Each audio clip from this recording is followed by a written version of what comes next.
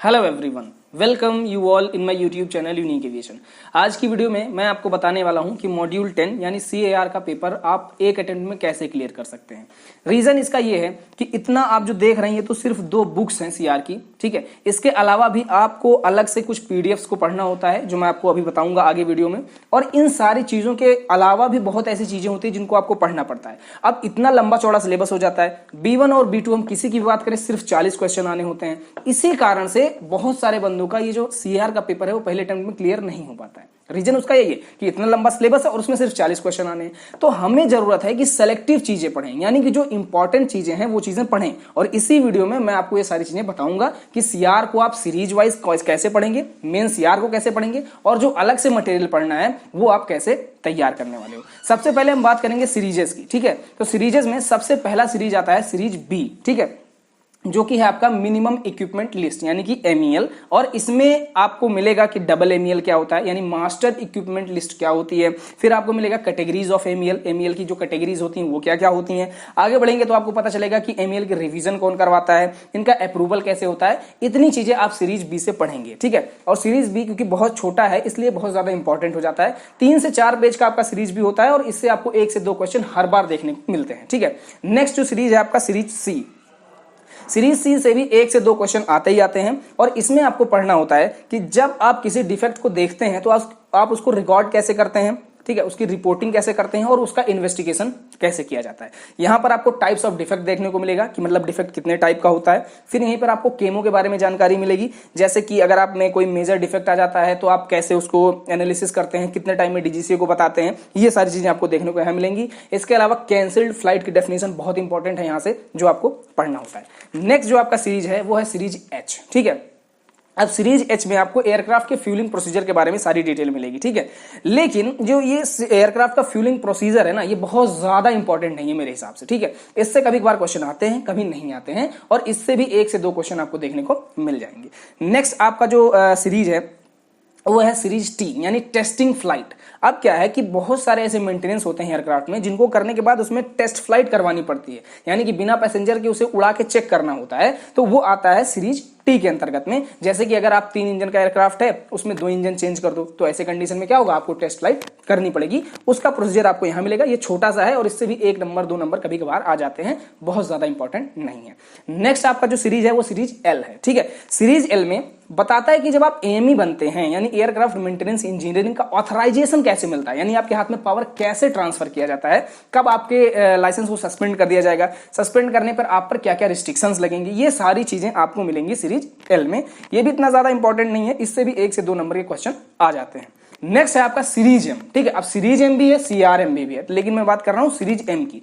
2 page का सिर्फ है सीरीज M आपका।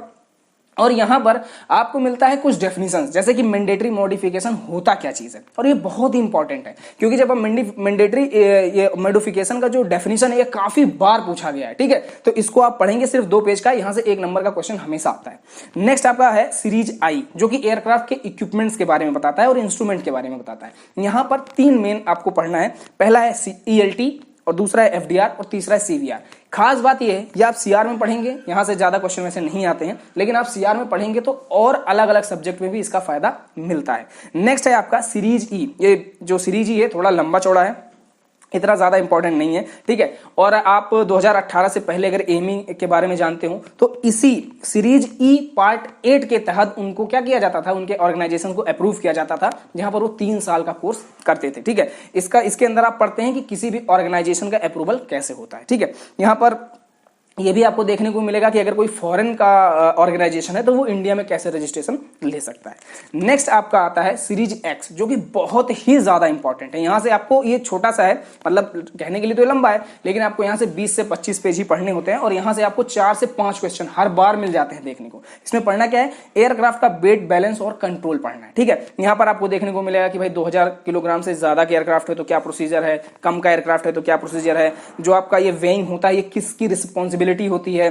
ठीक है। इसके अलावा आपको जैसे पर्सन है, एडल्ट है, बूढ़ा है, क्रू है, तो उनका क्या क्या वेट होता है, क्योंकि इसका सीजी पे काफी ज्यादा इफेक्ट पड़ता है। इसके अलावा मेडिकली क्या क्या चीजें होनी चाहिए, जैसे कि मेडिकल किट कितना होना चाहिए, कितने पैसेंजर के एयरक्राफ्ट में, कितना फायर एक्सटिंग्विशर, ये सारी चीजें यहाँ पर आपको देखने को मिलेंगी। इसी में आप जब थोड़ा आगे बढ़ते हैं ना, तो एयरक्राफ्ट की लॉगबुक के बारे में दिया हुआ है, वो भी अगर आप चाहें तो देख लें, वैसे जनरली वहां से क्वेश्चन नहीं आते हैं। नेक्स्ट आपका जो सीरीज है वो, और आखिरी भी कह लीजिए, वो है सीरीज एफ। यहां पर आपको मिलता है कि एयरक्राफ्ट का रजिस्ट्रेशन और उसका डी रजिस्ट्रेशन कैसे होता है। यानी आपने नया एयरक्राफ्ट लिया, या किसी भी कंपनी ने जब एयरक्राफ्ट नया लेते हैं वो, तो उसका रजिस्ट्रेशन होता है, जैसे बाइक या कार का होता है, तो उसका रजिस्ट्रेशन का प्रोसेस क्या है। इसके अलावा कौन से कैटेगरीज के एयरक्राफ्ट होते हैं, जैसे कि कैटेगरी ए में वो एयरक्राफ्ट आते हैं जो इंडियन हो, कैटेगरी बी में वो एयरक्राफ्ट आते हैं जिनका जो ऐसे एयरक्राफ्ट आएंगे जो हो तो फॉरेन के, पर उनका जो मेन बिजनेस है वो इंडिया में हो रहा हो। तो इस तरह से आपको कैटेगरीज मिलेंगी। थोड़ा और आप आगे बढ़ेंगे तो यहाँ पर एयरक्राफ्ट का आइडेंटिफिकेशन से रिलेटेड चीजें मिलेंगी आपको, जैसे कि आपने देखा होगा जितने भी इंडियन एयरक्राफ्ट होते हैं उनका VT से सारा नाम चालू होता है, तो उन नाम के आगे का रजिस्ट्रेशन नंबर भी DGCA इशू करता है। वो सारा प्रोसीजर यहाँ पर आपको देखने को मिलेगा। अब ये तो बात होगी सीरीज की, ठीक है। अब बढ़ते हैं CR की तरफ। तो CAR में जो सबसे पहला और बहुत ही इंपॉर्टेंट CAR है वो है CR 145। यानी कि जब आप एमई कर लेंगे तो किसी ना किसी ऑर्गेनाइजेशन में जॉब करेंगे, तो वो जो ऑर्गेनाइजेशन होती है वो एक एयरक्राफ्ट मेंटेनेंस ऑर्गेनाइजेशन होती है, और उसको जो अप्रूवल का प्रोसेस होता है, यानी उसको अप्रूवल कैसे मिलता है, वो आपको मिलेगा CR 145 में। अब यहां से कुछ चीजें बहुत इंपॉर्टेंट है, जैसे इस CR का अपेंडिक्स बहुत इंपॉर्टेंट है, यानी कि फ्यूल टैंक सेफ्टी है उसमें, कि फेज 1 में क्या होता है, फेज 2 में क्या होता है, phase 1 plus phase 2 plus continuing training में क्या होता है, ये चीजें आप पढ़ेंगे, क्योंकि इससे हमेशा 2 क्वेश्चन सिर्फ और सिर्फ इसके अपेंडिक्स से आ जाता है, ठीक है। नेक्स्ट आपको मिलेगा कि स्मॉल एयरक्राफ्ट का क्या डेफिनेशन है, कितने आदमी वहां काम करेंगे, लार्ज एयरक्राफ्ट का क्या डेफिनेशन है, उनके वहां पर कितने आदमी काम करेंगे, इसके अलावा सिग्निफिकेंट डेविएशन क्या चीज होती है, और most important is human factor क्या चीज होता है, और ह्यूमन परफॉर्मेंस क्या चीज होता है। इन दोनों में से एक का आना तय ही होता है, लगभग हर बार एक क्वेश्चन इससे आता ही है। फिर आप आगे बढ़ेंगे तो आपको ये भी मिलेगा कि भाई अगर आप B1 से B2 में, या फिर अगर छोटे एयरक्राफ्ट से बड़े एयरक्राफ्ट में जाना चाहते हैं, तो आपको कैसे कैसे कन्वर्जन का क्या क्या प्रोसेस करना होता है और कितना एक्सपीरियंस की रिक्वायरमेंट होती है। अगला जो आपका CAR है वो है CR 147, ठीक है। अब CR 147 दो तरीके का है, एक है बेसिक, दूसरा है टाइप ट्रेनिंग। ये दोनों सिमिलर ही हैं, मतलब एक दूसरे से काफी मिलते जुलते हैं। यहाँ पर आपको CR बेसिक के हिसाब से, जो आज आप प्रेजेंट टाइम में एमई करते हैं, तो CR 147 बेसिक के हिसाब से आपके कॉलेज को अप्रूवल दिया जाता है। तो यानी ये आपके बारे में है, तो काफी ज्यादा आपको मजा आने वाला है इसको पढ़ने में। नेक्स्ट आपका जो CAR है वो है CARM। ये काफी ज्यादा इंपॉर्टेंट है, यहाँ से सात भी क्वेश्चन आ जाते हैं, 7-8 क्वेश्चन भी कभी कभार आ जाते हैं, बहुत इंपॉर्टेंट है। यहाँ आपको पढ़ना होगा कि जो भी एयरक्राफ्ट का मेंटेनेंस करने वाले ऑर्गेनाइजेशन है, वो अपना एयरवर्दीनेस यानी कि अपना स्टैंडर्ड जो है वो कैसे मेंटेन करके रखते हैं, उसके लिए क्या रूल्स हैं, क्या रेगुलेशंस हैं, ये चीजें आपको यहाँ पढ़ने को मिलेंगी। स्पेशली इसके अंदर CA फॉर्म्स दिए हुए हैं कि कौन से फॉर्म पर हम अप्लाई करते हैं, कैसे हम उसके अप्रूवल को ग्रांट कराते हैं, ये सारी चीजें स्पेशली CA फॉर्म इसके पढ़ने ही पढ़ने हैं। नेक्स्ट है आपका CAR 21। अब ये बहुत बड़ा CR है, काफी लगभग 400 पेजेस का है CR, तो आपको इसको ज्यादा पढ़ने की जरूरत नहीं है, यहाँ अंदर से क्वेश्चन नहीं आते हैं, ठीक है। जनरली यहाँ से सब पार्ट से क्वेश्चन पूछे जाते हैं, जैसे कि CR 21 जो होता है उसके अंदर कौन कौन से सब पार्ट्स होते हैं और उन सब पार्ट्स का क्या क्या नाम है, जैसे कि CR 21 सब पार्ट G क्या है, CR 21 सब पार्ट H क्या है, इस तरह से आप इसको पढ़ेंगे। और हर एक सर्टिफिकेट जो आप जब ये CR 21 आखिरी में देखेंगे तो वहां पे हर टाइप के सर्टिफिकेट्स दिए हैं, जैसे कि नॉइज सर्टिफिकेट कैसा होता है, टाइप सर्टिफिकेट कैसा होता है, तो वो चीजें आप वहां देखेंगे और उसके अंदर क्या क्या चीजें इंक्लूड की जाती हैं वो भी आप चेक करेंगे। नेक्स्ट और आखिरी आपका जो CAR है वो है CR 66। इसमें AME लाइसेंसिंग के बारे में डिटेल दिया गया है, यानी कि आपका एज कितना होना चाहिए, आप किस फॉर्म पे ग्रांट करवाते हैं AME लाइसेंस। और जब आप आगे बढ़ेंगे 5 पेज से 6 पेज से आगे, तो आपका AME का पूरा सिलेबस दिया हुआ है कि आपको पढ़ना क्या क्या है, यानी किस सब्जेक्ट में कैसी तैयारी करनी है, तो उसको पढ़ने की कोई जरूरत नहीं है। इतना अगर आप पढ़ेंगे तो आप ये जो दोनों बुक देख रहे हैं, ये दोनों बुक्स आप कंप्लीट कर लेंगे बहुत आसान तरीके से। ये देखने में मोटी लग रहे हैं, पर जितना मैंने बताया उतना आप पढ़िए। इसके अलावा क्योंकि ये सफिशिएंट बिल्कुल नहीं है, क्यों नहीं है, क्योंकि इससे मैक्सिमम 30 से 32 नंबर के ही क्वेश्चन आते हैं, और आपको मैक्सिमम पासिंग जो है वो 30 है, यानी मतलब कम से कम 30 आपको चाहिए ही, तो 32 इसी आते हैं, तो 1-2 तो गलत होते ही हैं। इसी कारण से आपको जो एक्स्ट्रा PDF में बता रहा हूं इसको पढ़ना जरूरी है, क्योंकि यहां से 8 से 10 नंबर के क्वेश्चन आते ही आते हैं, हर बार का है, और आप इसको अगर नहीं पढ़ते हैं तो इससे बहुत ही ज्यादा मुश्किल हो जाता है CR को निकालना। तो इसमें जो सबसे पहली चीज पढ़ेंगे वो है कैप 3100 और कैप 3300, ये एओपी और एओसी है, ठीक है, इनको आपको पढ़ना है। अब क्या बात है कि ये थोड़ा लंबे लंबे हैं तो इनको पूरा नहीं पढ़ना है, इनके मेन और जनरली कोशिश करिए अगर कहीं से नोट्स मिल जाए तो वहां से आप पढ़ लीजिए, अगर नहीं मिलता है तो आप पीडीएफ भी मांग लीजिए, किसी भी आप जितने भी एएमई के ग्रुप्स हैं उसमें भी, अगर नहीं है तो मैं डिस्क्रिप्शन में लिंक दूंगा, आप वहां पर जाकर के इसको मांग सकते हैं।